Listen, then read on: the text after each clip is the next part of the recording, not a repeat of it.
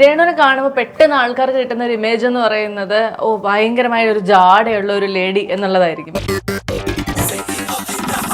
കുറച്ച് വേദനകളുള്ള, ഓർക്കാൻ അത്രയ്ക്ക് ഇഷ്ടപ്പെടാത്ത ഒരു ബാല്യകാലമൊക്കെ ഉള്ള ഒരാളാണ്. എൻ്റെ 6 മാസം പ്രായമുള്ളപ്പോൾ എൻ്റെ അച്ഛൻ മരിച്ചു പോയതാണ്. ഞാൻ എൻ്റെ ഗ്രാൻഡ് മദറിൻ്റെ കൂടെയായിരുന്നു. ഞാൻ പഠിച്ചത് മൊത്തം വേറൊരു കുട്ടി തന്ന ടെക്സ്റ്റ് ബുക്ക് വെച്ചിട്ടാണ്. പല സമയങ്ങളിലും ഒരു റെന്റഡ് ഹൗസിൽ നിന്നും ഒരിടത്തോട്ട് മാറേണ്ട അവസ്ഥ വന്നിട്ടുണ്ട്. എന്നെ പഠിക്കാൻ വേണ്ടിയിട്ട് സഹായം ചോദിച്ചു ചെന്നപ്പോൾ ഞാനൊരു പെൺകുട്ടിയാണ് എന്ന് പറഞ്ഞ് അവർ എന്നെ മാറ്റി നിർത്തിയിട്ടുണ്ട്. അതുകൊണ്ട് തന്നെ എൻ്റെ റിലേറ്റീവ്സ് പോലും എന്നെ സഹായിച്ചിട്ടില്ല. അതുകൊണ്ടാണ് എൻ്റെ ഓർഗനൈസേഷനിൽ 90% വിമൻ എംപ്ലോയീസ് വേണമെന്ന് ഞാൻ പറയാൻ കാരണം.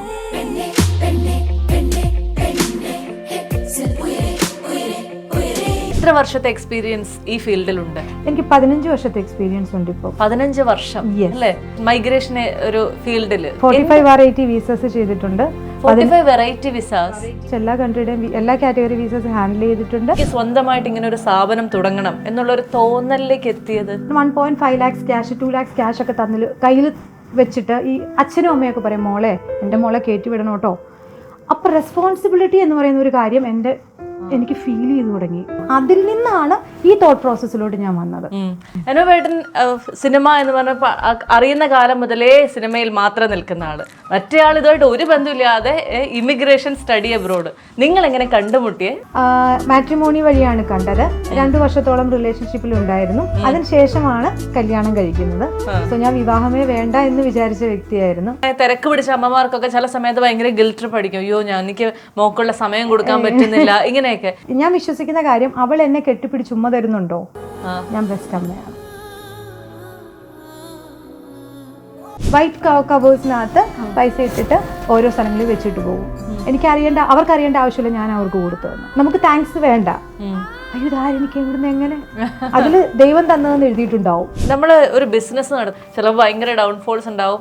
ഇങ്ങനെ ഡൗൺഫോളുകൾ ഉണ്ടായ സിറ്റുവേഷൻസ് ബിസിനസ്സിൽ ഉണ്ടായിട്ടുണ്ടോ? കോവിഡിന്റെ സമയത്ത് പോലും 75% സാലറി കൊടുക്കാൻ പറ്റിയിട്ടുണ്ട്. ഇവിടുത്തെ ഈ കമ്പനി ഗോഡ് സ്പീഡിന്റെ സിസ്റ്റം 30% സാലറി അക്കൗണ്ടിൽ സ്റ്റാഫിന് കൊടുക്കണം, എംപ്ലോയീസിന് കൊടുക്കണം.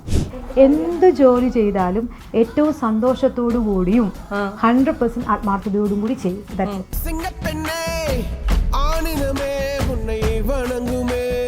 Hello everyone, welcome to the show. നമ്മുടെ ജീവിതത്തിൽ വലിയ വിജയങ്ങൾ കൈവരിച്ചിട്ടുള്ള എല്ലാവരുടെയും കഥകൾ എടുത്ത് നോക്കിക്കഴിഞ്ഞാൽ അവരെല്ലാവരും ജീവിതത്തിൽ വലിയ വലിയ സ്ട്രഗിളുകളിലൂടെ കടന്നു പോയിട്ടുള്ളവരായിരിക്കും. പക്ഷേ at the end of the day അവർക്ക് പറയാനുള്ള കഥ എന്ന് പറയുന്നത് എല്ലാവരെയും ഇൻസ്പയർ ചെയ്യുന്നതുമായിരിക്കും. അപ്പോൾ അങ്ങനെ കേട്ട ഒരു കഥ നിങ്ങളിലേക്കും കൂടെ എത്തിക്കാമെന്ന് ഞാൻ വിചാരിച്ചു. God speed immigration and study abroad, ഈ കൺസൾട്ടൻസിയെ കുറിച്ച് നമ്മൾ എല്ലാവരും കേട്ടിട്ടുണ്ടാവും. ഈ കൺസൾട്ടൻസിയുടെ മാനേജിംഗ് ഡയറക്ടർ ആൻഡ് പ്രിൻസിപ്പൽ കൺസൾട്ടൻ്റായ രേണുവാണ് നമ്മുടെ കൂടെ ഉള്ളത്. Welcome to the show. Thank you so much. രേണുവിനെ കാണുമ്പോൾ പെട്ടെന്ന് ആൾക്കാർക്ക് കിട്ടുന്ന ഒരു ഇമേജ് എന്ന് പറയുന്നത് ഭയങ്കരമായ ഒരു ജാടയുള്ള ഒരു ലേഡി എന്നുള്ളതായിരിക്കും. പക്ഷെ രേണുവിനെ അറിഞ്ഞു കഴിയുമ്പോൾ പറയാൻ രേണു ഭയങ്കര ചിൽ വൈബ്സ് ആണെന്ന്. പക്ഷെ കടന്നു വന്ന വഴികൾ എന്ന് പറയുന്നത് അത്ര ചില്ലൊന്നുമല്ല. കുറച്ച് വേദനകളുള്ള, ഓർക്കാൻ അത്രയ്ക്ക് ഇഷ്ടപ്പെടാത്ത ഒരു ബാല്യകാലമൊക്കെ ഉള്ള ഒരാളാണ്. എന്തായിരുന്നു സത്യത്തിൽ ആ ഒരു ചൈൽഡ്ഹുഡ് നിന്ന് ഓർത്തെടുക്കാവോ? എന്നെ കാണുന്നവരൊക്കെ ഫസ്റ്റ് വിചാരിക്കുന്ന കാര്യം എനിക്ക് ഭയങ്കര ജാടയാണ്, അപ്രോച്ചബിൾ അല്ല എന്നൊക്കെ തോന്നാറുണ്ട്. ഞാൻ ഈ സെമിനാറുകളൊക്കെ എടുത്തു കഴിയുമ്പോൾ ഒരു റീസെന്റ് ഒരു ക്ലയന്റ് വന്നിട്ട് എന്നോട് പറഞ്ഞു, അമ്മയുണ്ടായിരുന്നു എൻ്റെ കയ്യിൽ പിടിച്ചിട്ട് പറഞ്ഞു, വന്നപ്പോൾ ഉണ്ടല്ലോ മാം ഒരു പേടിയായിരുന്നു, ഇപ്പൊ എന്തോ ഒരു സമാധാനം, മാമിനോട് എന്തും ചോദിക്കാം. എനിക്ക് ഇൻസ്റ്റാഗ്രാമിൽ മെസ്സേജസ് വരാറുണ്ട് എൻ്റെ സെമിനാറിന് ശേഷം. മാം ആദ്യം കണ്ടപ്പോൾ വിചാരിച്ചു ചോദ്യം ചോദിക്കണോ, പക്ഷെ ഇപ്പൊ ഞങ്ങള് വളരെ കംഫർട്ടബിൾ ആയിട്ട്, എനിക്ക് ചെറിയ ക്വസ്റ്റ്യൻ ആയിക്കോട്ടെ വലുതായിക്കോട്ടെ, ഞാൻ പറഞ്ഞു നിങ്ങൾക്ക് തോന്നൽ മാത്രമാണ്, എന്നോട് സംസാരിച്ച് കഴിയുമ്പോൾ അതില്ല. ഓക്കെയാണ് അല്ലെ. ഗോഡ് സ്പീഡ് എന്ന് പറയുന്ന സ്ഥാപനം ഒന്നുമില്ലായ്മയിലൊന്നും ഉണ്ടാക്കിയെടുത്തതല്ലേ അല്ലെ? അപ്പൊ അതിന് മുൻപുണ്ടായിരുന്ന ഒരു രേണു എന്തായിരുന്നു, എങ്ങനെയായിരുന്നു രേണുവിന്റെ ഒരു ബാല്യകാലം എന്നൊന്ന് പറയാമോ? എൻ്റെ 6 മാസം പ്രായമുള്ളപ്പോൾ എൻ്റെ അച്ഛൻ മരിച്ചു പോയതാണ്. ഞാൻ എൻ്റെ ഗ്രാൻഡ് മദറിന്റെ കൂടെയായിരുന്നു. ചേത്തക്കൽ എന്ന് പറഞ്ഞ ഒരു ചെറിയ പ്ലേസ്, വളരെ ഒരു ചെറിയ പ്ലേസിൽ നിന്നും വന്ന ആളാണ്. അപ്പം ആ ഗ്രാമാന്തരീക്ഷത്തിൽ ജീവിച്ച് രാവിലെ വളരെ ഡിസിപ്ലിൻഡ് ആയിട്ടില്ലായിരിക്കണം. എൻ്റെ ഗ്രാൻഡ് മദറിന്റെ നിർബന്ധമാണ് 3:30 ആകുമ്പോൾ എഴുന്നേക്കണം, 4:30 ആകുമ്പോൾ അമ്പലത്തിൽ പോകണം, അങ്ങനെ വളരെ നിർബന്ധമായിരുന്നു. അങ്ങനെ ജീവിച്ച ഒരാളാണ് ഞാൻ. എഡ്യൂക്കേഷന് വളരെയധികം ഇമ്പോർട്ടൻസ് കൊടുക്കുന്ന ഒരു അമ്മൂമ്മ. അച്ഛൻ മരിച്ചുപോയി. വളരെ ബിലോ ആവറേജ് ഫാമിലി സിറ്റുവേഷൻ. പല സമയങ്ങളിലും ഒരു റെന്റഡ് ഹൗസിൽ നിന്നും ഒരിടത്തോട്ട് മാറേണ്ട അവസ്ഥ വന്നിട്ടുണ്ട്. എന്ത് സാഹചര്യമാണെങ്കിലും എഡ്യൂക്കേഷൻ ഇമ്പോർട്ടൻസ് കൊടുത്തുകൊണ്ട് തന്നെയാണ് മുന്നോട്ട് പോയത്. ഞാൻ പഠിച്ചത് മൊത്തം വേറൊരു കുട്ടി തന്ന ടെക്സ്റ്റ് ബുക്ക് വെച്ചിട്ടാണ്. നമ്മുടെ നാട്ടിൽ നിന്ന് ജീപ്പ് വിളിച്ചിട്ട് റാന്നിയിൽ പോയിട്ടാണ് സിനിമകൾ കാണുക. അപ്പോൾ എനിക്ക് ഭയങ്കര ആഗ്രഹമാണ് സിനിമയ്ക്ക് പോകാൻ. എൻ്റെ ഗ്രാൻഡ് മദർ സിനിമയ്ക്ക് എന്നെ വിടില്ല, എന്നെ കൊണ്ടുപോവുകയില്ല. അപ്പോൾ ഞാനിങ്ങനെ ഭയങ്കരമായിട്ട് വിഷമിച്ചിട്ടും കരഞ്ഞിട്ടും ഒക്കെ ഉണ്ട് എനിക്കൊരു സിനിമ കാണാൻ പോകണം എന്നൊക്കെ പറഞ്ഞു. അപ്പോൾ എൻ്റെ ഗ്രാൻഡ് മദർ പറയുമായിരുന്നു, അവരിപ്പോൾ സിനിമയ്ക്ക് പോകട്ടെ, ഫ്യൂച്ചറിൽ നീ തന്നെ സിനിമയ്ക്ക് പോകും, അതിനുള്ള പൈസ നിൻ്റെ കയ്യിലുണ്ടാവും. അങ്ങനെയൊക്കെ പറയുമ്പോൾ ഞാൻ ഓക്കെ ആയി, മോട്ടിവേറ്റഡ് ആയി. പക്ഷേ വിഷമങ്ങൾ ഉണ്ടായിട്ടുണ്ട് വേറെ. എൻ്റെ ഗ്രാൻഡ് മദർ പ്യുവർ വെജിറ്റേറിയൻ ആണ്, എനിക്ക് വെജ് ഫുഡേ തരുള്ളൂ. എൻ്റെ ചെറുപ്പകാലത്ത് ഏറ്റവും വലിയ ആഗ്രഹമായിരുന്നു ജഗദീഷ് കുമാറിൻ്റെ സിനിമയ്ക്കകത്ത് ചിക്കൻ കാല് വലിച്ചു തിന്നുന്നത് കണ്ടിട്ടുണ്ടോ, അതുപോലൊരു ചിക്കൻ കാല് കിട്ടണം. പക്ഷെ ഇങ്ങനെയൊക്കെയുള്ള സെറ്റ് ബാക്കുകളൊക്കെ നേരിട്ട ആൾക്കാർക്ക് ജീവിതത്തിൽ ചിലപ്പോൾ കോൺഫിഡൻസ് നഷ്ടപ്പെടുന്ന ഒരു അവസ്ഥയിൽ ഉണ്ടാവുക. ഇങ്ങനെയൊക്കെ ഒരു സ്ഥാപനം ഉണ്ടാക്കിയെടുക്കാനുള്ള ഒരു ധൈര്യം അപ്പം എവിടെ നിന്ന് വന്നു? ബേസിക് എൻ്റെ ഒരു സ്വഭാവം വെച്ചിട്ട് ഒരു പ്രശ്നം വന്നു കഴിഞ്ഞു കഴിഞ്ഞാൽ അതിനെ അതിജീവിക്കാൻ പെട്ടെന്ന് പറ്റുന്ന ഒരാളാണ്. അധികം സമയം എടുക്കില്ല. ഞാൻ ഒരു ദിവസം ചിലപ്പോൾ കുറച്ച് പേര് ക്രിയേറ്റ് ചെയ്യും, സെക്കൻഡ് ഡേ അതുണ്ടാവില്ല. പിന്നെ എത്ര വലിയ പ്രശ്നമാണെങ്കിലും എനിക്ക് അതിനെ ഓവർകം ചെയ്യാൻ പറ്റും. അത് ചെറുപ്പത്തിൽ തന്നെ എൻ്റെ ഗ്രാൻഡ് മദർ തന്ന ഈ പരിശീലനത്തിന്റെ ഭാഗം കൊണ്ടാണ്. വീണ ഒരാൾ നമ്മുടെ സബ് കോൺഷ്യസ് മൈൻഡിൽ ഡെയിലി ഫീഡ് ചെയ്യുവാണ്. ഗോ നെക്സ്റ്റ് ലെവൽ എന്ന് പറയുമ്പോൾ എങ്ങനെയാണ് നമ്മൾ ഡീമോട്ടിവേറ്റ് ആവുന്നത്? ജീവിതത്തിൽ ഏതൊരു സമയം എത്തിയപ്പോഴാണ് എനിക്ക് സ്വന്തമായിട്ട് ഇങ്ങനെ ഒരു സ്ഥാപനം തുടങ്ങണം എന്നുള്ളൊരു തോന്നലിലേക്ക് എത്തിയത്? അത് ഞാനൊരു ബാംഗ്ലൂർ വർക്ക് ചെയ്യുമായിരുന്നു. ക്ലയൻസിനെ ഡയറക്റ്റ് ഹാൻഡിൽ ചെയ്യുന്ന ആളാണ്. അപ്പം എൻ്റെ കയ്യിലോട്ടാണ് അവർ ഈ പൈസ കൊണ്ടുവന്ന് തരുന്നത്. അപ്പോൾ 1.5 lakhs ക്യാഷ്, 2 lakhs ക്യാഷ് ഒക്കെ കയ്യിൽ വെച്ചിട്ട് ഈ അച്ഛനും അമ്മയൊക്കെ പറയും, മോളെ എൻ്റെ മോളെ കയറ്റി വിടണം കേട്ടോ. അപ്പോൾ റെസ്പോൺസിബിലിറ്റി എന്ന് പറയുന്ന ഒരു കാര്യം എനിക്ക് ഫീൽ ചെയ്തു തുടങ്ങി. ഈ കുട്ടിയുടെ ജീവിതം എൻ്റെ കയ്യിലാണ്, ഇത് നേഴ്സാണ്, ഇത് പോകണം, രക്ഷപ്പെടണം ഈ കുട്ടി. അപ്പം എനിക്കിപ്പോഴും ഓർമ്മയുണ്ട്, നാട്ടിൽ നിന്ന് ഒരു അച്ഛൻ വന്നിട്ട് വളരെ പാവപ്പെട്ട കുടുംബത്തിൽ അച്ഛൻ മോളെ എങ്ങനെയെങ്കിലും കാനഡയ്ക്ക് വിടണം. അപ്പം നഴ്സിംഗ് പഠിച്ചു, എവിടെ നിന്നൊക്കെയോ പൈസ അറേഞ്ച് ചെയ്തിട്ട് എൻ്റെ കയ്യിൽ പൈസ കൊണ്ടുവന്നു തന്നു. അപ്പോൾ എനിക്ക് ആ ഒരു സമയത്ത് എനിക്ക് മനസ്സിലായി, ഒരു ക്ലയൻറ്റിൻ്റെ ആണെങ്കിലും 100% എലിജിബിൾ ആയിട്ടുള്ള ഒരു ക്ലയൻറ്റിനെ മാത്രം എടുത്ത് എത്തിക്കൽ സെയിൽ ചെയ്ത് എങ്ങനെയെങ്കിലും ഇവരെ കയറ്റി വിട്ടേ പറ്റൂ. അവിടെ നിന്നാണ് എനിക്ക് സ്വന്തമായിട്ട് തുടങ്ങണം എന്നുള്ള തോന്നൽ വന്നത്. ബിക്കോസ് എനിക്ക് എന്റെ ഇഷ്ടത്തിന് ചെയ്യാമല്ലോ. പല കമ്പനികൾക്കും പല പോളിസി അല്ലേ വീണ, നമുക്ക് അവരുടെ അക്കോർഡിംഗ് അല്ലേ വർക്ക് ചെയ്യാൻ പറ്റൂ. അതിൽ നിന്നാണ് ഈ തോട്ട് പ്രോസസ്സിലോട്ട് ഞാൻ വന്നത്. പക്ഷെ ആ സമയത്ത് നമുക്ക് ഒരു ഇനീഷ്യൽ ആയിട്ട് ഭയങ്കരമായിട്ടുള്ള ഒരു എമൗണ്ട് വേണ്ടേ? അതെ. ആ ഒരു മൂലധനം എവിടെ നിന്ന് വന്നു? ഓർഗനൈസേഷൻ സ്റ്റാർട്ട് ചെയ്യുന്നതിന് മുന്നേ ഞാൻ വർക്ക് ചെയ്തു. ആ വർക്ക് ചെയ്ത മണി സേവ് ചെയ്ത് അതിൽ നിന്നും സ്റ്റാർട്ട് ചെയ്തു. അല്ല, അപ്പോഴും ഉള്ളിനുള്ളിൽ നമ്മൾ ഇത്രയും കഷ്ടപ്പെട്ടുണ്ടാക്കിയ പൈസ നമ്മളൊരു ബിസിനസ്സിലേക്ക് ഇറക്കാൻ പോവാണ്, വേണോ വേണ്ടയോ ആ തോട്ട് ഉണ്ടായിരുന്നോ? ഇല്ല. ഞാൻ തീരുമാനം എടുത്തിരുന്നു സ്വന്തമായിട്ട് ഞാൻ എന്തെങ്കിലും ചെയ്യാൻ പോവുകയാണെന്ന്. ആക്ച്വൽ ശരിക്കും പറഞ്ഞാൽ ഞാൻ ഇമിഗ്രേഷൻ ഇൻഡസ്ട്രിയിൽ വരുന്നതിന് മുന്നേ എൻ്റെ ആഗ്രഹം സോഷ്യൽ വർക്കിംഗ് ആയിരുന്നു. എൻ്റെ ഒരു ഫ്രണ്ട് ഉണ്ടായിരുന്നു, അവരുടെ അമ്മ സോഷ്യൽ വർക്കിംഗ് ചെയ്യുന്ന ആളാണ്. അപ്പോൾ അവരുമായിട്ട് വർക്ക് ചെയ്യാനായിട്ട് ഞാൻ പ്ലാൻ ചെയ്തു. കാശ്മീരിലോട്ട് ഷിഫ്റ്റ് ചെയ്യാം, അവിടെയായിരുന്നു, അവിടെ വെച്ചിട്ട് സോഷ്യൽ വർക്ക് ചെയ്യണം എന്നൊക്കെയായിരുന്നു ആഗ്രഹം. അപ്പം എനിക്ക് തോന്നുന്നു ആ പോയിന്റ് തൊട്ടേ എനിക്ക് സ്വന്തമായിട്ട് എന്തെങ്കിലും ചെയ്യണം എന്നാണ്. പക്ഷേ മൈഗ്രേഷൻ ആയി എന്ന് മാത്രം. ഇനി ഞാൻ രേണുവിന്റെ ഫാമിലിയിലേക്കും കൂടെ വരട്ടെ. നടന്ന സംഭവമൊക്കെ കണ്ട എല്ലാവരും ഉണ്ടാവും. ഇവിടെ വന്നപ്പോൾ ദാ മെക്സിക്കൻ അപാരത ഇരിക്കുന്നു. ഈ സിനിമയുടെയൊക്കെ പ്രൊഡ്യൂസറും കൂടെ ആയി രേണു വളർന്നു അല്ലേ? ഒരു സിനിമയുടെ പ്രൊഡ്യൂസർ ആവാന്ന് പറഞ്ഞാൽ ചില്ലറ കാര്യമൊന്നുമല്ല. എങ്ങനെയാ ആ ഫീൽഡിലേക്കും കൂടെ കൈ വന്നത്? അതെ, അതെന്റെ ഹസ്ബൻഡ് ഒരു ഡയറക്ടർ പ്രൊഡ്യൂസറാണ്. അപ്പൊ അദ്ദേഹത്തിന്റെ ത്രൂ ആണ് ഞാൻ സിനിമയിലോട്ട് വന്നത്. അദ്ദേഹമാണ് ആ ഓപ്പർച്യൂണിറ്റി എനിക്ക് ഒരുക്കി തന്നത്. രേണു വിവാഹം കഴിച്ചിട്ടുള്ളത് മലയാള സിനിമയിൽ ഒരുമാതിരി എല്ലാവർക്കും വളരെ പരിചിതമായ അനൂപേട്ടനെയാണ്. അനൂപേട്ടൻ സിനിമ എന്ന് പറഞ്ഞപ്പോൾ അറിയുന്ന കാലം മുതലേ സിനിമയിൽ മാത്രം നിൽക്കുന്ന ആള്. മറ്റേ ആൾ ഇതുമായിട്ട് ഒരു ബന്ധമില്ലാതെ ഇമിഗ്രേഷൻ സ്റ്റഡി അബ്രോഡ്. നിങ്ങൾ എങ്ങനെ കണ്ടുമുട്ടിയേ? മാട്രിമോണി വഴിയാണ് കണ്ടത്. 2 വർഷത്തോളം റിലേഷൻഷിപ്പിൽ ഉണ്ടായിരുന്നു. അതിനുശേഷമാണ് കല്യാണം കഴിക്കുന്നത്. സോ ഞാൻ വിവാഹമേ വേണ്ട എന്ന് വിചാരിച്ച വ്യക്തിയായിരുന്നു. പക്ഷെ അദ്ദേഹവുമായിട്ട് റിലേഷൻഷിപ്പിലായപ്പോൾ എനിക്ക് കിട്ടിയ ഒരു സെക്യൂരിറ്റി വളരെ വലുതായിരുന്നു. ബിക്കോസ് അച്ഛനില്ലാത്ത ഒരു ഇൻസെക്യൂരിറ്റി ഉണ്ടാവും. അപ്പൊ അതുകൊണ്ടാണല്ലോ നമുക്ക് എപ്പോഴും ഒരു മെയിൽ എന്ന് പറയുമ്പോൾ ഒരു ഭയം എവിടെയൊക്കെയോ ഇങ്ങനെ നമ്മൾ മെയിലുമായിട്ട് അങ്ങനെ ഡീൽ ചെയ്തിട്ടില്ല, ഇന്ററാക്ഷൻസ് ഉണ്ടായിട്ടില്ല. ചെറുപ്പം തൊട്ട് ഈ ഗ്രാൻഡ് മദറുമായിട്ടുള്ള ഇന്ററാക്ഷൻസ്, പിന്നെ ഗ്രാൻഡ് മദർ പറഞ്ഞു തന്ന കാര്യങ്ങൾ പഠിക്കുക അത് തന്നെ തോട്ട് പ്രോസസ്സിൽ. അതിനിടയ്ക്ക് അധികം മെയിൽ എനിക്ക് ശരിക്കും പറഞ്ഞ ഫ്രണ്ട്സും ഒന്നും അധികം ഇല്ല. അപ്പൊ ഇദ്ദേഹത്തെ കണ്ടു, ഇദ്ദേഹം വളരെ നല്ല ഹ്യൂമൻ ആയിട്ട് എനിക്ക് ഫീൽ ചെയ്തു. അതാണ് ഞാൻ ആ ഡിസിഷൻ എടുത്തു, കല്യാണം കഴിക്കാൻ തീരുമാനിച്ചു. 2017 കല്യാണം കഴിച്ചു. ഒരു മോളുണ്ട്, 5 വയസ്സ്. ഈ മോള് അച്ഛൻ റിലേഷൻഷിപ്പ് എപ്പോഴും എസ്പെഷ്യലി നമ്മൾ ആ ഒരു ഫേസ് കടന്നു പോകാത്ത ആള് കൂടെയാണ് രേണു. അപ്പം പെട്ടെന്ന് രേണുവിനൊരു കുഞ്ഞുണ്ടാവുന്നു, ആ കുഞ്ഞും ഹസ്ബൻഡും തമ്മിലുള്ള ഇന്ററാക്ഷൻസ് കാണുന്നു. അതെന്താ എന്താ ഇപ്പോ അതെന്നെ ഇമോഷണലി ഭയങ്കരമായിട്ട് ചില സമയങ്ങളിലൊക്കെ ഡൗൺ ആക്കാറുണ്ട്. ഇങ്ങനെയാണല്ലേ അച്ഛനും മോളും തമ്മിലുള്ള റിലേഷൻഷിപ്പ്? എനിക്ക് അറിയില്ല സത്യമായിട്ടും എന്താണ്, എങ്ങനെയായിരിക്കും ഒരു അച്ഛൻ. എനിക്ക് അച്ഛൻ കോൺസെപ്റ്റ് ഇല്ല. അപ്പം നമ്മളിപ്പോൾ ചില ഇന്റർവ്യൂസ് ഒക്കെ കാണുമ്പോൾ അച്ഛൻ അങ്ങനെ ചെയ്തു, നമ്മൾ ഈ വീഡിയോസ് ഒക്കെ കാണാറില്ല, ലൈക്ക് ഈ കല്യാണത്തിന്റെ സമയത്ത് അച്ഛന്മാരിൽ നിന്ന് കരയുന്നു, അതൊക്കെ കാണുമ്പോൾ എനിക്ക് കണക്ട് ആവാറേ ഇല്ല. പക്ഷെ മോളുണ്ടായി കഴിഞ്ഞപ്പോൾ ഇവർ തമ്മിലുള്ള റിലേഷൻഷിപ്പ് കണ്ടപ്പോഴാണ് ശരിക്കും എനിക്ക് മനസ്സിലായത് ഇതാണ് അച്ഛനും മോളും തമ്മിലുള്ള റിലേഷൻഷിപ്പ്. അപ്പം എനിക്ക് ചിലപ്പം എൻ്റെ ഹസ്ബൻഡ് അച്ഛനായിട്ടും ഫീൽ ചെയ്യും. ഒരു ബിസിനസ് വളരെ സക്സസ്ഫുൾ ആയിട്ട് കൊണ്ടുപോകണമെന്നുണ്ടെങ്കിൽ നമ്മുടെ പാർട്ട്ണർ നമ്മളെ ഭയങ്കരമായി സപ്പോർട്ട് ചെയ്തേ പറ്റുള്ളൂ. ആ ഒരു സപ്പോർട്ട് രേണുവിന് എപ്പോഴും കിട്ടാറുണ്ടോ? ഉണ്ട്, 100%. എൻ്റെ ഒരു ഇൻഡിവിജ്വൽ രീതിയുണ്ട്, അതിൽ അദ്ദേഹം കൈകടത്താറില്ല. അദ്ദേഹത്തിന് അറിയാം രേണുവിന് എന്താണ് വേണ്ടത്. രേണുവിൻ്റെ എൻ്റെ ചെറുപ്പം തൊട്ടേയുള്ള എൻ്റെ ആഗ്രഹമാണ് സ്വന്തം കാലിൽ നിന്ന് മുന്നോട്ട് വരിക എന്നുള്ളത്. അതിൽ ഇതുവരെ അദ്ദേഹം ഒരു തടസ്സവും നിന്നിട്ടില്ല. ലൈക്ക് എനിക്ക് എങ്ങനെയാണോ പ്രവർത്തിക്കേണ്ടത് അത് ഞാൻ ഏറ്റവും നല്ല റിലേഷൻഷിപ്പിലൂടെയാണ് അങ്ങനെ പ്രവർത്തിക്കുന്നത്, ഏറ്റവും നല്ല ഫാമിലി ലൈഫിലൂടെയാണ്. റെസ്പോൺസിബിൾ ആയിട്ടുള്ള ഒരു ബിസിനസ്, 5 വയസ്സുള്ള കുഞ്ഞു മോള്, ഹസ്ബൻഡ് ആണെങ്കിൽ പലപ്പോഴും അവൈലബിൾ ആവാൻ സാധ്യതയില്ലാത്ത ഒരു പ്രൊഫഷൻ. അപ്പൊ ഇത് എങ്ങനെയാണ് ഇതെല്ലാം കൂടെ ഇങ്ങനെ ബാലൻസ് ചെയ്ത് കൊണ്ടുപോകുന്നത്? ഈ ചെറുപ്പം തൊട്ടേ കിട്ടിയിട്ടുള്ള ഒരു പ്രാക്ടീസ് ഉണ്ട്. നമ്മുടെ സബ് കോൺഷ്യസ് മൈൻഡാണ് എല്ലാം എന്ന് വിശ്വസിക്കുന്ന ആൾ. അതിനെ എങ്ങനെ നമ്മൾ പാറ്റേൺ ചെയ്യുന്നു അങ്ങനെയാണ്. ഞാനൊരു കാര്യം പറയട്ടെ, ഒരു ബോൺ ആക്ടർ ഉണ്ട്, അല്ലാത്ത ആക്ടേഴ്സും ഉണ്ട്. അത് എന്ന് വെച്ച് കഴിഞ്ഞാൽ വീണ ചെയ്യുന്നത് പോലെ തന്നെ പഠിച്ച് അതിനേക്കാൾ നന്നായിട്ട് എനിക്ക് ചെയ്യാൻ പറ്റും. അപ്പൊ ഞാൻ ആ രീതിയിൽ സബ് കോൺഷ്യസ് മൈൻഡിനെ പാറ്റേൺ ചെയ്തിട്ട് ഇത് ഞാൻ വളരെ ടഫായിട്ട് ഹാൻഡിൽ ചെയ്യുന്നില്ല, ഇതിനെ ഞാൻ ഹാപ്പിനെസ്സോടു കൂടിയാണ് ഹാൻഡിൽ ചെയ്യുന്നത്. അതുകൊണ്ട് എനിക്ക് ടെൻഷൻ ഇല്ല. ഇപ്പം നാളെ ഒരു മീറ്റിംഗ് ഉണ്ട്, ഓക്കെ ഫാൻ, അത് കഴിഞ്ഞൊരു മീറ്റിംഗ് ഉണ്ട്, ഓക്കെ നാളെ ഒരു complicated client, it's okay fan. എനിക്കൊന്നും ഒരു പ്രശ്നമായിട്ട് ഫീൽ ചെയ്യുന്നില്ല. ബിക്കോസ് ഞാൻ സബ് കോൺഷ്യസ് മൈൻഡിനെ പാറ്റേൺ ചെയ്യുന്നത് ആ ഒരു രീതിയിലാണ്.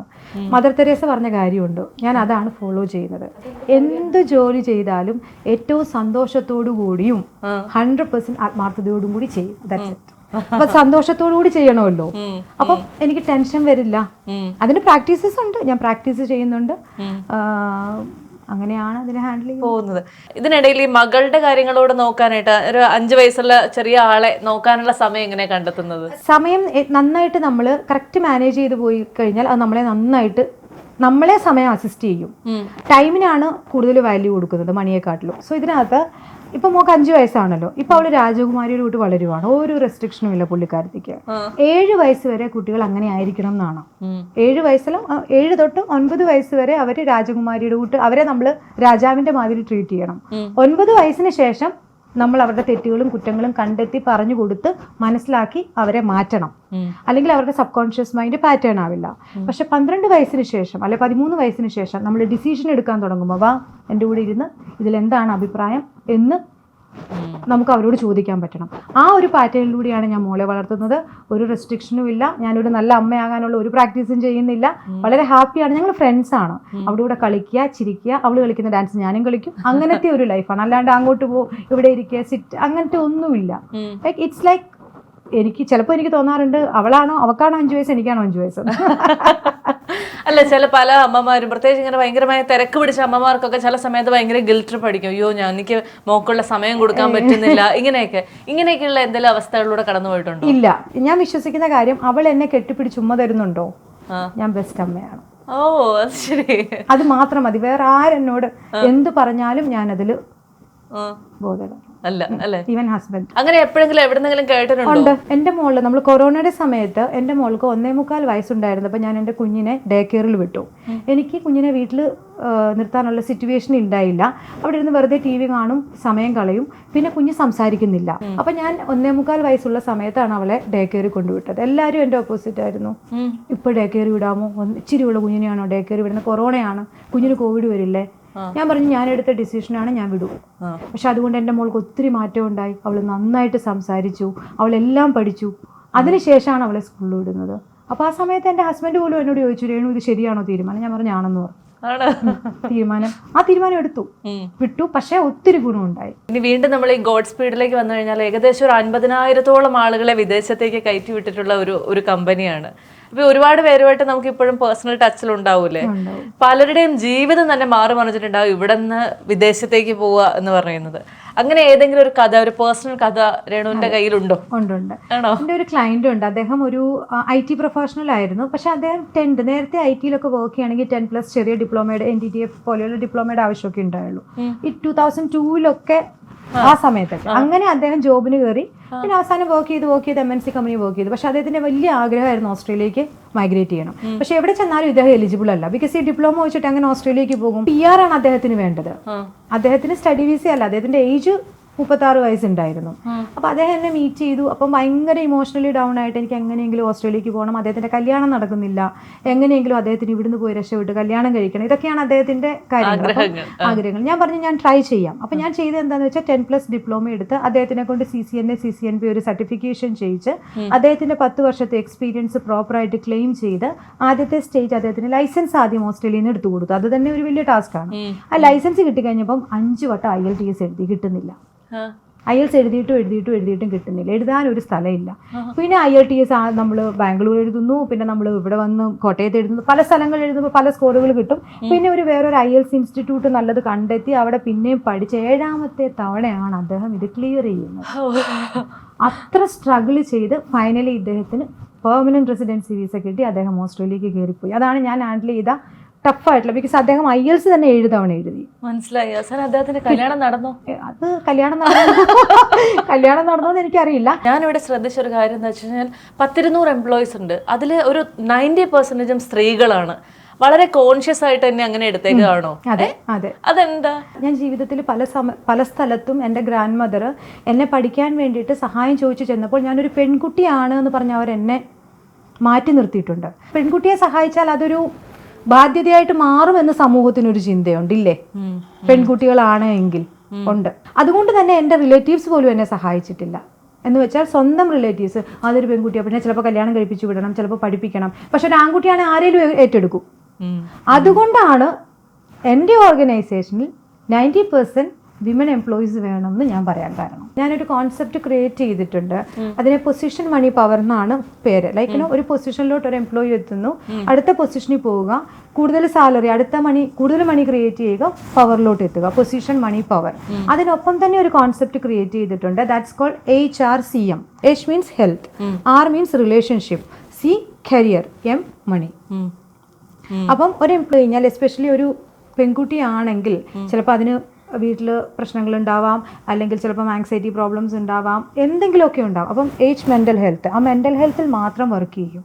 അതിന് വേണ്ടിയിട്ട് അവർക്ക് ഹാബിറ്റുകൾ ക്രിയേറ്റ് ചെയ്യും. ഞങ്ങൾ ഗ്രാറ്റിറ്റ്യൂഡ് ഈവനിങ് ഞങ്ങൾ പ്രാക്ടീസ് ചെയ്യുന്നുണ്ട്. മോർണിംഗ് ആൻഡ് ഈവനിങ് ഞാനാണ് പ്രാക്ടീസ് ചെയ്യിക്കുന്നത്. Self talk first in the morning അവർ സെൽഫ് ടോക്ക് ചെയ്തിട്ടായിരിക്കും ഇങ്ങോട്ട് വരുന്നത്. എന്താവണം അവർക്ക്. നമ്മുടെ സ്ഥാപനത്തിലുള്ള എല്ലാവരുമായിട്ട് നമുക്ക് വളരെ പേഴ്സണൽ ആയിട്ടുള്ള ഒരു കോൺടാക്ട് ഉണ്ടെന്ന് പറഞ്ഞുകൊണ്ട് ഞാൻ ചോദിക്കാം, ഇവിടെയൊന്നും അങ്ങനെ എന്താ പറയുക, നമ്മൾ ഈ ഫീനിക്സ് പക്ഷിയെ പോലെ ഉയർന്നു വന്ന ആളുകളുണ്ടോ? ഉണ്ട്, ഒത്തിരി ഉണ്ട്. ഏറ്റവും കൂടുതൽ പ്രൗഡ് തോന്നിയിട്ടുള്ള ഒരാളെ പറ്റി പറയാം, പക്ഷെ ഞാൻ പേര് പറയുന്നില്ല. അപ്പോൾ അദ്ദേഹം ജോയിൻ ചെയ്തു. അദ്ദേഹത്തിന്റെ അച്ഛൻ മരിച്ചുപോയി കുറച്ച് ദിവസം കഴിഞ്ഞപ്പോൾ തന്നെ. അദ്ദേഹം വളരെ ഡൗൺ ആയിരുന്ന സമയത്ത് ഞാൻ പറഞ്ഞു അങ്ങനെ ഇരുന്നിട്ട് കാര്യമില്ല, മുന്നോട്ട് വരിക, വീട്ടിലെ കാര്യങ്ങൾ നോക്കണം, അമ്മയുണ്ട്. അങ്ങനെ നന്നായിട്ട് പെർഫോം ചെയ്ത് ആ കുട്ടി നന്നായിട്ട് സെയിൽ ചെയ്ത്, നന്നായിട്ട് ഇൻസെൻറ്റീവ്സ് ഡ്രോ ചെയ്ത് എങ്ങനെ അത് സേവ് ചെയ്യണം എന്ന് കൂടി പഠിപ്പിച്ചു കൊടുത്തു. ഞാനിവിടെ ഫിനാൻസ് മാസ്റ്റർ പഠിപ്പിക്കാറുണ്ട്. ഞാൻ വെൽത്ത് മാസ്റ്റർ ചെയ്ത ഒരാളാണ്. സോ അതെങ്ങനെയാണെന്ന് വെച്ചാൽ നമ്മുടെ 100% സാലറി, റൈറ്റ്? ആ 100% സാലറിക്കകത്ത് നമ്മൾ 55% സാലറിയെ ചിലവാക്കാൻ പാടുള്ളൂ. ഓക്കെ, നമ്മുടെ പേഴ്സണൽ ആവശ്യങ്ങൾക്ക് എന്ന് വെച്ചാൽ റെന്റ് എക്സെട്ര EMI എല്ലാം 55. ഓക്കെ. പിന്നെയുള്ള 25% സേവ് ചെയ്യണം. ഓക്കെ. നമ്മുടെ അക്കൗണ്ട് നമ്മുടെ പേരിൽ, no joint account, no husband account, nothing. നമ്മുടെ അച്ഛനും ഇല്ല, അമ്മയില്ല, ആരും ഇല്ല. ഇത് എന്തിനാണെന്നറിയാമോ? 25% നമ്മുടെ ഫ്യൂച്ചറിൽ നമ്മൾക്കൊരാവശ്യം വരുമ്പോൾ എടുക്കാൻ വേണ്ടിയിട്ടാണ്. ജോബ് ഇല്ലാത്തൊരു സമയം വന്നാൽ, ഒരു ക്രൈസിസ് വന്നാൽ, അതിന് വേണ്ടിയിട്ടാണ് 25%. ഇനിയിപ്പോൾ ഒന്നും വന്നില്ല, വയസ്സാം കാലത്ത് നമുക്ക് വയ്യാണ്ടിരിക്കുമ്പോൾ ആരെങ്കിലും വെച്ച് അവർ നമ്മളെ നോക്കും, നമ്മൾ ഇതിനെടുത്ത് കൊടുക്കും. അതിന് വേണ്ടിയാണ് 25%. ഇത് കല്യാണത്തിന് വേണ്ടിയിട്ട് യൂസ് ചെയ്യാൻ പാടില്ല, ഒന്നിനും യൂസ് ചെയ്യാൻ പാടില്ല. 25% എപ്പോഴും ഉണ്ടാവണം. പിന്നെ ഒരു 10%. ആ 10% നമ്മളെ ഗ്രൂം ചെയ്യാനായിട്ട് നമ്മൾ എപ്പോഴും സന്തോഷമായിട്ടിരിക്കുന്ന എപ്പോഴാണ്. പലപ്പോഴും ഞാൻ കണ്ടിട്ടുണ്ട് എൻ്റെ കൂടെ വർക്ക് ചെയ്യുന്ന ആൾക്കാർ, അവർ 25,000 രൂപ, 30,000 അല്ല 50,000 മൊത്തം സാലറിയും വീട്ടിൽ കൊണ്ടുപോയിട്ട് സ്പെൻഡ് ചെയ്യും. എന്നിട്ട് അവർ ഒട്ടും ഒട്ടും അവരെ ടേക്ക് കെയർ ചെയ്യത്തില്ല. അപ്പോൾ എവിടെയാണ് അവർക്ക് ഹാപ്പിനെസ് കിട്ടുന്നത്? നമ്മളൊന്ന് ജസ്റ്റ് പോയി ഹെഡ് മസാജ് ചെയ്തു, നമുക്കൊരു സന്തോഷം കിട്ടും. ഒന്ന് ഹെയർ കളർ ചെയ്തു, അല്ലേ, സന്തോഷം കിട്ടും. ഒന്ന് പുതിയൊരു നെയിൽസ് വെച്ചു. അപ്പം ഞാൻ പറഞ്ഞു, നിങ്ങൾ 10% മസ്റ്റായിട്ട് നിങ്ങൾക്ക് വേണ്ടി സ്പെൻഡ് ചെയ്യണം. അതൊരിക്കലും മെറ്റീരിയൽ ആവരുത്, സ്പെൻഡ് ചെയ്യുന്ന എമൗണ്ട് ആയിരിക്കണം. പിന്നെ ഒരു ലാസ്റ്റ് 10%, അതിൽ ഞാൻ അവരോട് പറയുന്നത് ഇത്രയേ ഉള്ളൂ, 1 തൊട്ട് 10% ഡൊണേറ്റ് ചെയ്യണം. പക്ഷേ നിങ്ങളിപ്പോൾ 10% മൊത്തം ഡൊണേറ്റ് ചെയ്യേണ്ട 2%. എന്ന് വെച്ചാൽ 25,000 സാലറി ഉണ്ടെങ്കിൽ 2%. നിങ്ങൾ ആർക്കെങ്കിലും, അതിന് ഞാനൊരു ഐഡിയ, ഞാൻ ചെയ്യുന്ന പാറ്റേൺ പറഞ്ഞു കൊടുത്തു. ഞാൻ കവറുകളിൽ വൈറ്റ് കവേഴ്സിനകത്ത് പൈസ ഇട്ടിട്ട് ഓരോ സ്ഥലങ്ങളിൽ വെച്ചിട്ട് പോകും. അവർക്കറിയേണ്ട ആവശ്യമില്ല ഞാൻ അവർക്ക് കൊടുത്തതെന്ന്.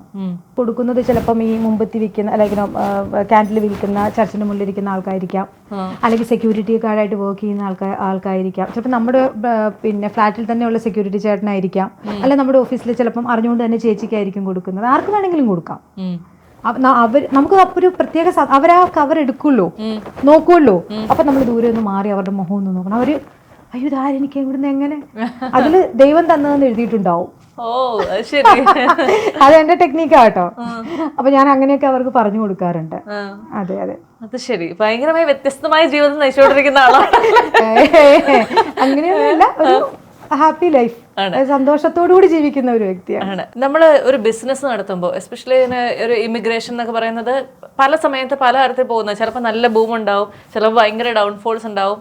ഇങ്ങനെ ഡൗൺഫോളുകൾ ഉണ്ടായ സിറ്റുവേഷൻസ് ബിസിനസ്സിൽ ഉണ്ടായിട്ടുണ്ടോ? ഉണ്ടായെങ്കിൽ എങ്ങനെയാണ് അത് ഡീൽ ചെയ്തത്? എനിക്ക് സത്യം പറഞ്ഞു കഴിഞ്ഞാൽ, ഞാൻ കേരളത്തിൽ വന്ന ഗോഡ് സ്പീഡ് സ്റ്റാർട്ട് ചെയ്ത് എനിക്ക് അങ്ങനെ ഒരു സിറ്റുവേഷൻ ഈവൻ കോവിഡ് സമയത്ത് പോലും അത്രയ്ക്കും ഒരു പ്രോബ്ലം ഞാൻ ഫേസ് ചെയ്തിട്ടില്ല. വളരെ ലക്കിയാണ് അല്ലേ? കോവിഡിന്റെ സമയത്ത് എനിക്ക് റെഫറൽ ക്ലയൻസ് ഉണ്ടായിരുന്നു. എൻ്റെ സർവീസ് എനിക്ക് വരുന്നത് 90% ക്ലയൻറ്റും സർവീസ് കൊടുത്തിട്ട് റെഫർ ചെയ്യുന്ന ക്ലയൻസ് ആണ്. സോ കോവിഡിന്റെ സമയത്ത് എനിക്ക് എൻ്റെ സ്റ്റാഫിന് 75% സാലറി കൊടുക്കാൻ പറ്റി, എല്ലാ സ്റ്റാഫിനും. അതെ, അന്ന് എൻ്റെ കൂടെ നിന്നതും ഈ ക്ലയൻസ് തന്നെയാണ്. എനിക്ക് എല്ലാ മാസവും ബിസിനസ് നടന്നു. അത് ഞങ്ങളിവിടെ ഡിസ്കഷൻ നടത്തുമല്ലോ, അപ്പൊ ഞങ്ങൾ അഭിമാനത്തോടു കൂടി പറയാറുണ്ട്, കോവിഡിന്റെ സമയത്ത് പോലും 75% സാലറി കൊടുക്കാൻ പറ്റിയിട്ടുണ്ട്. ഇവിടുത്തെ ഈ കമ്പനി ഗോഡ് സ്പീഡിന്റെ സിസ്റ്റം 30% സാലറി അക്കൗണ്ടിൽ സ്റ്റാഫിന് കൊടുക്കണം, എംപ്ലോയീസിന് കൊടുക്കണം എന്നുള്ളതാണ്. അപ്പൊ കോവിഡിൽ പോലും എനിക്കത് ഹാൻഡിൽ ചെയ്യാൻ പറ്റി എന്നുള്ളത് വളരെ അഭിമാനത്തോടു കൂടി എനിക്ക് പറയാൻ പറ്റും. God speed immigration and study abroad ഒരു സൈഡിൽ ഇങ്ങനെ വളർന്നുകൊണ്ടേയിരിക്കുന്നു. പക്ഷെ അതേ സൈഡിൽ തന്നെ ഒരുപക്ഷെ അതിലും ഫാസ്റ്റ് പേസിൽ ഒരുപാട് കുഞ്ഞു കുഞ്ഞു സ്റ്റഡി അബ്രോഡ് ഫേമുകൾ വളർന്നു വന്നുകൊണ്ടിരിക്കുന്നു. അപ്പൊ ഇതിലൊരു പേടിയുണ്ടോ, ഇനി എന്താകും ഭാവി എന്ന് ആലോചിച്ചിട്ട്? ഇല്ല, അങ്ങനെ ഒരു പേടിയില്ല. ഗോഡ് സ്പീഡിന് വളരെ കൃത്യമായിട്ടുള്ള ഒരു പ്രോസസ്സ് ഉണ്ട് സ്റ്റുഡൻസിനും ക്ലയൻസിനും വേണ്ടിയിട്ട്. അത് വേറൊരു കമ്പനിക്കും പ്രസന്റ് സിറ്റുവേഷനിൽ ഇല്ല. അതാണ് 5310 പ്രോസസ്സ്. ദാറ്റ് മീൻസ് ഒരു ക്ലയന്റ് അല്ലെ സ്റ്റുഡൻറ്റ് വന്നു കഴിഞ്ഞാൽ 5 ലെവലാണ് വെരിഫിക്കേഷൻ ചെയ്യുന്നത് ഡോക്യുമെന്റേഷൻ്റെ. 3 കേസ് ഓഫീസർ എങ്കിലും അയാളുടെ കൂടെ ആ പ്രോസസ് നോയിങ് ആയിരിക്കും. ഒരു പോയിന്റ് ഓഫ് കോൺടാക്റ്റിലൂടെ മാത്രമേ ആ ക്ലയന്റിനെ നമ്മൾ അല്ലെങ്കിൽ സ്റ്റുഡൻറ്റിനെ ഹാൻഡിൽ ചെയ്യുള്ളൂ. അതുകൊണ്ട് തന്നെ 0 വറീസ് ആണ്, പീസ് ഓഫ് മൈൻഡ് ആണ്. സർവീസിൽ ബിലീവ് ചെയ്യുന്നതുകൊണ്ട് തന്നെ നമുക്ക് ഒരു പേടിയില്ല. കോമ്പറ്റീറ്റേഴ്സിനെ പഠിക്കാറുണ്ട്, പക്ഷെ പേടി ഇല്ല. എത്ര വർഷത്തെ എക്സ്പീരിയൻസ് ഈ ഫീൽഡിലുണ്ട്? എനിക്ക് 15 വർഷത്തെ എക്സ്പീരിയൻസ് ഉണ്ട് ഇപ്പോൾ. 15 വർഷം അല്ലേ മൈഗ്രേഷൻ ഒരു ഫീൽഡില്? മൈഗ്രേഷൻ ഫീൽഡിൽ 45 വെറൈറ്റി വിസസ് ചെയ്തിട്ടുണ്ട്. 45 വെറൈറ്റി വിസസ് ചെയ്തിട്ടുണ്ട്. ഓൾമോസ്റ്റ് എല്ലാ കൺട്രിയുടെയും എല്ലാ കാറ്റഗറി വിസസ് ഹാൻഡിൽ ചെയ്തിട്ടുണ്ട്. 15 വർഷത്തെ എക്സ്പീരിയൻസ് ആണ്. എന്ത് മാറ്റമാണ് വന്നുകൊണ്ടിരിക്കുന്നത്? ഇന്നലത്തെക്കാട്ടിലും ബെറ്റർ ആവാനായിട്ടാണ് ഇന്ന് ശ്രമിക്കുന്നത്. അത് സർവീസ് ആണെങ്കിലും, ആസ് എൻ ഓർഗനൈസേഷൻ MD ആണെങ്കിലും, ആസ് എ പേഴ്സണൽ എൻ്റെ ലൈഫ് ആണെങ്കിലും ഞാൻ അങ്ങനെ വിശ്വസിക്കുന്ന ആളാണ്. ഇനി എന്താ അടുത്തൊരു ഡ്രീം? ഗോഡ് സ്പീഡ് മുന്നോട്ട് വളരണം. നല്ല സർവീസ് ക്ലയൻസിനും സ്റ്റുഡൻസിനും കൊടുക്കണം. 500 പേർക്കെങ്കിലും ജോലി കൊടുക്കാൻ പറ്റണം മിനിമം. അതിൽ പെൺകുട്ടികളെ മുന്നോട്ട് കൊണ്ടുവരണം. അതിൽ ലൈക്ക് എനിക്ക് ഒരിക്കലും എനിക്ക് ഇവിടെ എത്താൻ പറ്റില്ല എന്ന് കരുതുന്ന പെൺകുട്ടികളെ മുന്നോട്ട് കൊണ്ടുവരണം. അവരുടെ ഒപ്പം നിൽക്കണം. അവർക്ക് നല്ലൊരു പ്രൊഫഷണൽ ലൈഫ് കൊടുക്കണം. പിന്നെ എൻ്റെ എല്ലാ ക്ലയൻസിനും സ്റ്റുഡൻസിനും ബെസ്റ്റ് സർവീസ് കൊടുത്ത് ഒരു ഹാപ്പി ആയിട്ടിരിക്കണം. ഒപ്പം തന്നെ എനിക്ക് ഒരു ബുക്ക് റൈറ്റ് ചെയ്യണം. അത് ലൈഫാണോ? ലൈഫ് കൂടുതലും ഇതായിരിക്കും, ഒരു ലൈഫിനെ എങ്ങനെ വിന്ന് ചെയ്യാം എന്നുള്ളതായിരിക്കും അതിനകത്ത് വരുന്നത്. അത് ചെയ്യണം. പക്ഷെ എനിക്ക് ഈ റെസ്പോൺസിബിലിറ്റി നിന്ന് മാറിയിട്ടാണ്. അതെന്റെ ഏറ്റവും വലിയ ഒരാഗ്രഹമാണ്. ഏതായാലും രേണു വളരെ ഇൻസ്പിറേഷൻ ആണ്. കാരണം ഒന്നും ഇല്ലായ്മയിൽ നിന്ന്, അല്ലെങ്കിൽ പലരും ഇങ്ങനെ പുറകോട്ട് തള്ളി മാറ്റാൻ ശ്രമിച്ചപ്പോഴും എനിക്ക് പറ്റുമെന്ന് പറഞ്ഞ് മുന്നോട്ട് വന്ന ആളാണ്. അങ്ങനെ പറ്റുമെന്ന് പറയുന്നത് ഇന്ന് എല്ലാവർക്കും കാണിച്ചു കൊടുത്തുകൊണ്ടിരിക്കുന്ന ആളാണ്. അത് ഞാൻ മാത്രം വിജയിച്ചാൽ പോരാ, എൻ്റെ കൂടെ നിൽക്കുന്നവരും വിജയിക്കണമെന്ന് പറഞ്ഞാൽ 200ഓളം ആളുകളെ കൂടെ കൈപിടിച്ച് വളർത്തുന്ന ആളാണ്. അപ്പോൾ ആ ഒരു രേണുവിൻ്റെ യാത്ര വളരെ സക്സസ്ഫുൾ ആയിട്ട് തന്നെ തുടരട്ടെ, എല്ലാ ആഗ്രഹങ്ങളും യാഥാർത്ഥ്യമാകട്ടെ. All the very best Renu. Thank you so much dear, thank U.